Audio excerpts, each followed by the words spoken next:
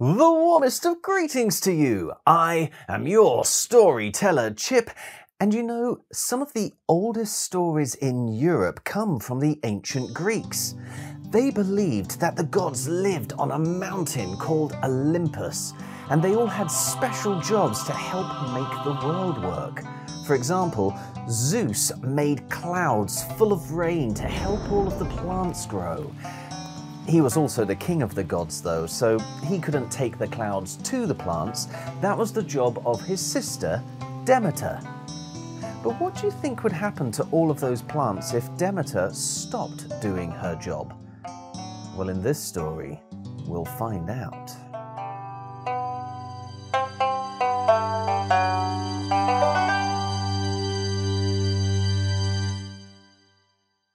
Demeter loved her job. She really did. She loved taking the clouds to all of the plants, especially the plants that would grow into delicious foods. Some of her favourite foods included grapes and, gooseberries. Have you tried a gooseberry? They're kind of like green cherries that taste a little bit like strawberries. I quite like them. But one of Demeter's real favourites was the pomegranate. Have you seen one of these? They're like a kind of ball with little jewels inside, tasty little jewels, shining purple jewels that are absolutely gorgeous. And for these sorts of plants, the kind of plants that you could eat, they didn't just need water to make them grow big and strong and tasty. They also needed light from the sun. So when Demeter was taking the clouds to them, she also made sure the clouds moved so that the sunlight could get down onto those plants, helping them to grow nice and strong and delicious. Yes, Demeter really did love her job, but there was one thing she loved more than anything else in the world, and that was her daughter, Persephone. Demeter really did love Persephone so much. She wished she could spend every minute of the day with Persephone. They would have so much fun playing and dancing and singing. In fact, I know the special song that they love to sing more than any other. It was a song about their favourite things, including some of those favourite foods that we were just talking about. And because Persephone and Demeter are Greek, quite a lot of this song is in Greek.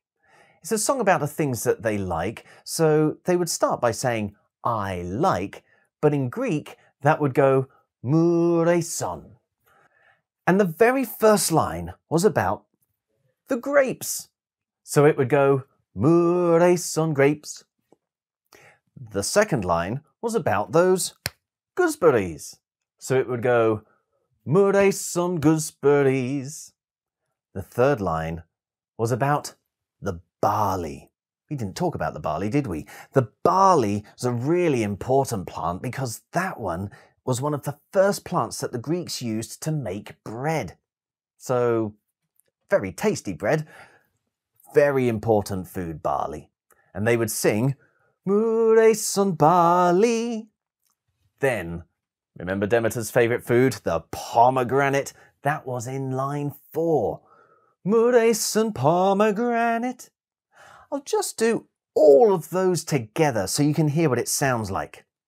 Moureson grapes, moureson gooseberries, moureson barley, moureson pomegranate. The last little bit of the song, though, was about their favourite time of day. Story time. So that would go, moureson story time, when it's time for bed, singing a doo-wop-a-doo-wop-a-doo-wop-a-doo. Actually, that bit's quite fun, so I'm going to do that bit all by itself again, and if you like, you can join in. Moureson story time, when it's time for bed, singing a doo-wop-a-doo-wop-a-doo-wop-a-doo. I can kind of see why this was Demeter and Persephone's favourite song. I'm going to put it all together now so you can hear exactly what it would sound like.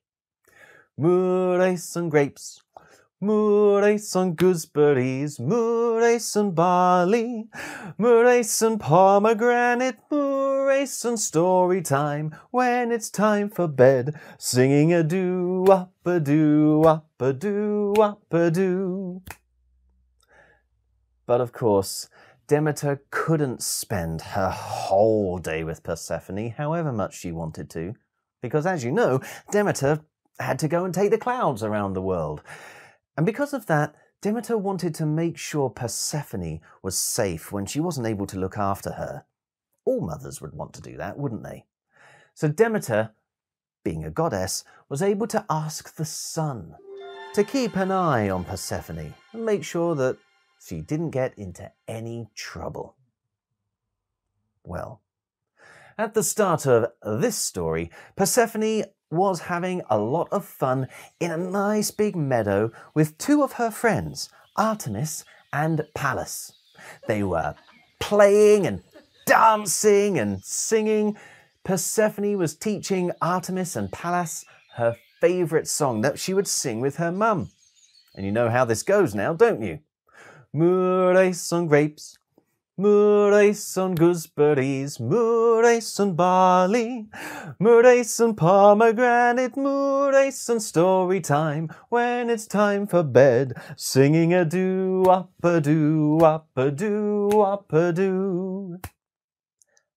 Suddenly, the ground began to shake, and out from a hole in a little mound of grass appeared Hades. Now Hades was the king of the underworld, the land beneath the world where people would usually go when they died. And being in the world above actually made Hades full of pain and feel really, really sick. Can you remember the last time you were really, really poorly? It's not very nice to think about, I know, but that's kind of what Hades felt if ever he came up and started walking around the world. But down there on his throne, he had heard Persephone singing. Her voice had sounded so beautiful. He didn't care about the pain. He wanted to go up and see who was singing. He was sure that whoever had a voice as beautiful as that had to have a beautiful face as well. And when Hades popped his head up through the meadow, straight away he knew he was right. There was Persephone singing away, and she did have such a beautiful face. Hades knew in that moment he wanted her to be his queen down in the underworld.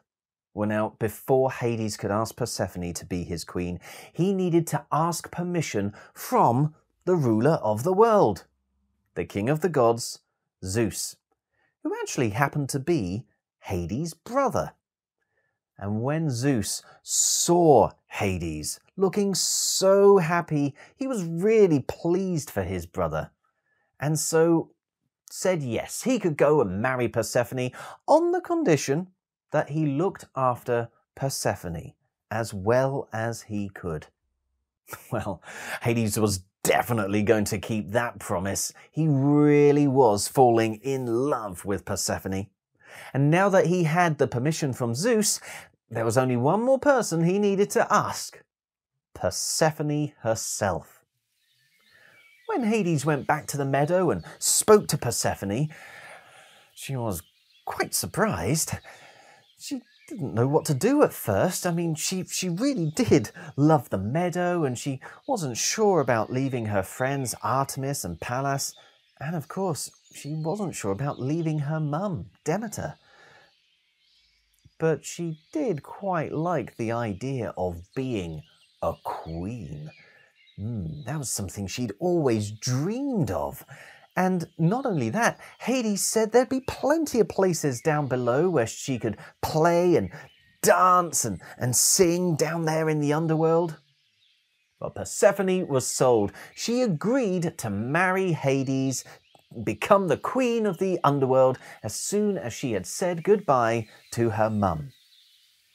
But by now, Hades had been in the world so long that the pain was starting to overtake his body. He was feeling really, really sick. He couldn't hold on any longer. He had to go back down.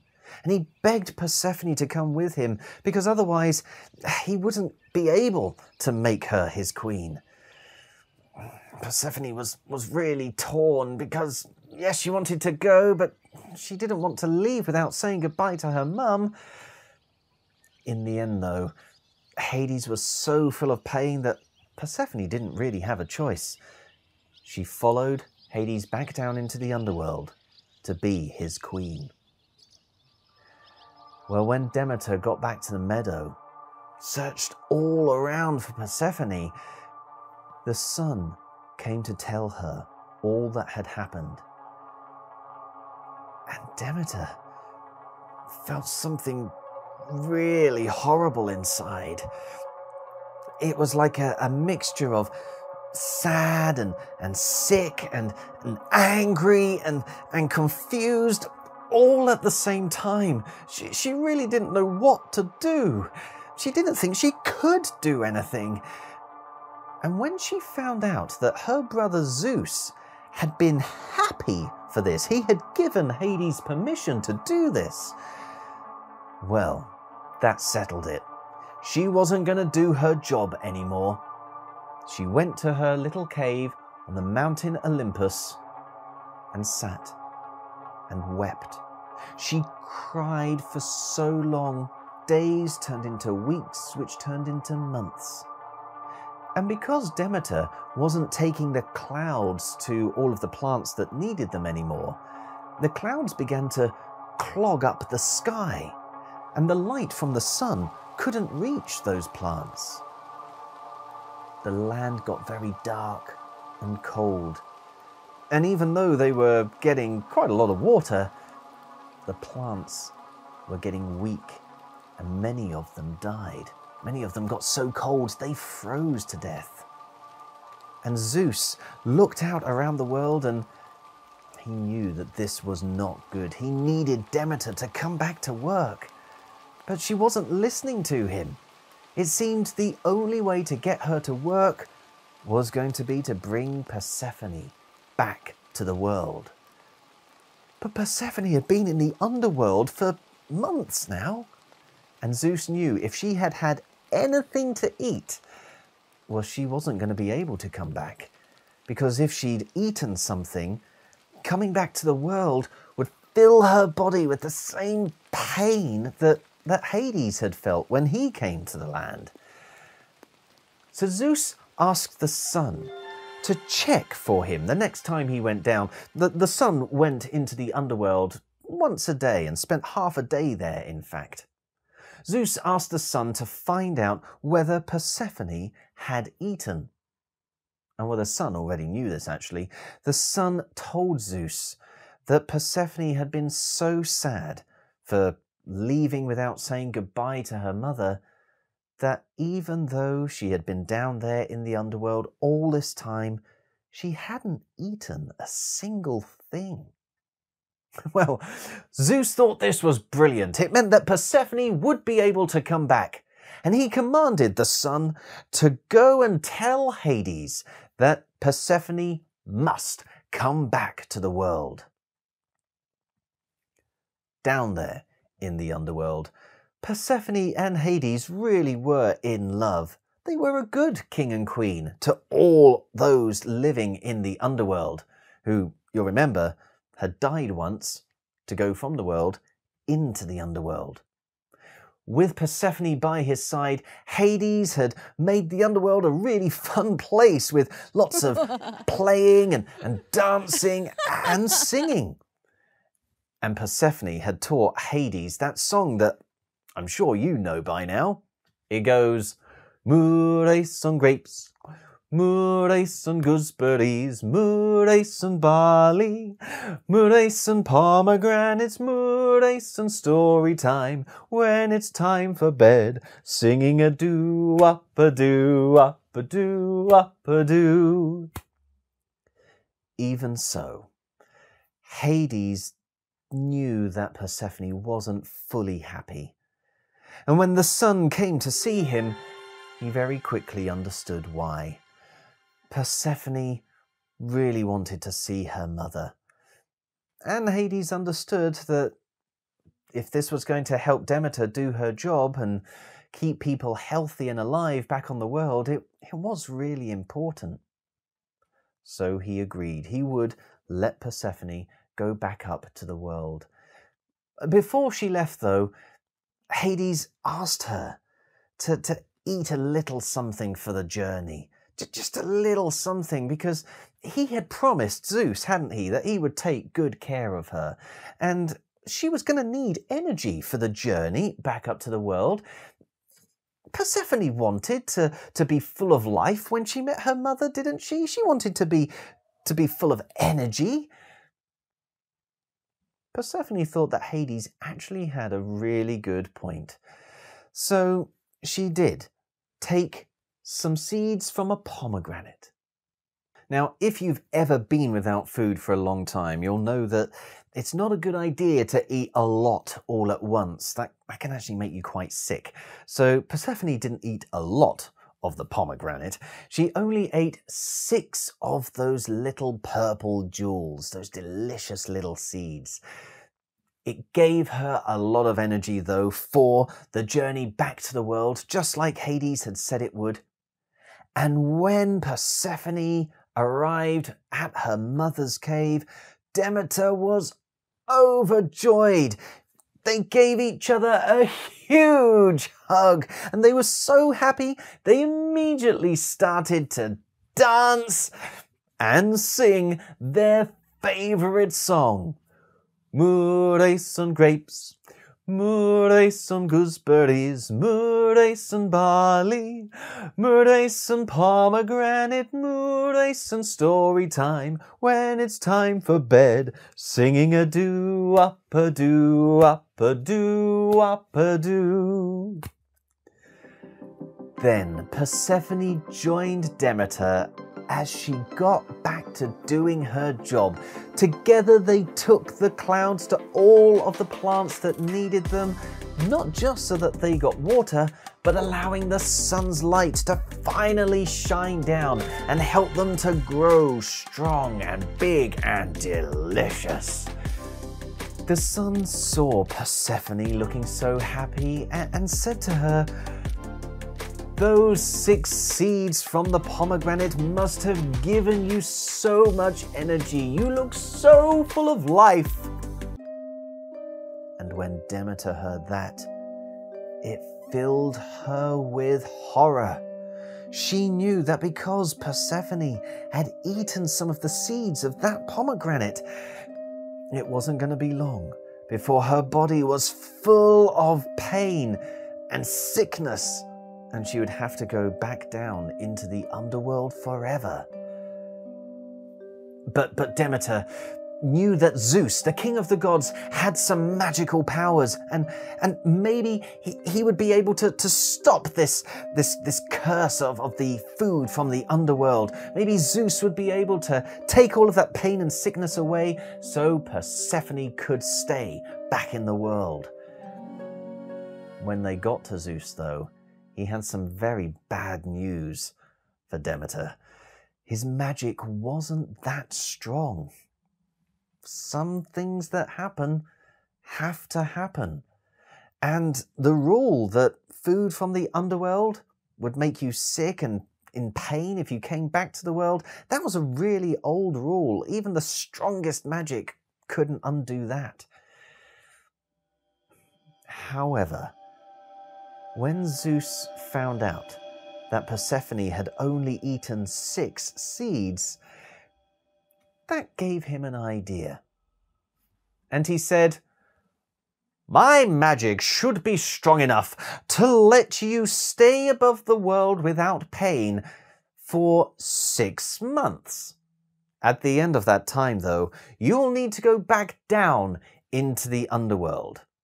Stay there for another 6 months, and then you will be able to come back to the world."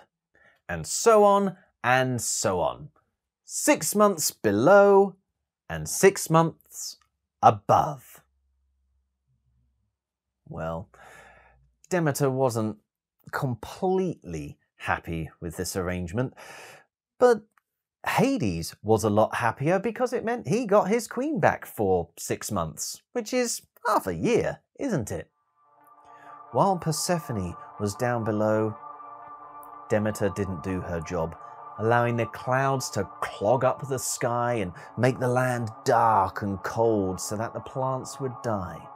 But for the 6 months when Persephone came back, Demeter was happy again, and together with her daughter would move the clouds to let the sun shine through and all those plants grow big and strong and scrumptious. And that is how the ancient Greeks believed the cycle of the seasons began. Spring and summer, the happy seasons when Demeter and Persephone were moving the clouds around together. Autumn and winter, the dark and cold seasons, when Demeter would be sad at missing her daughter Persephone, but Persephone and Hades would still be having fun in the underworld as king and queen, playing and dancing and singing. That is why the ancient Greeks would call the seasons the dance of Persephone.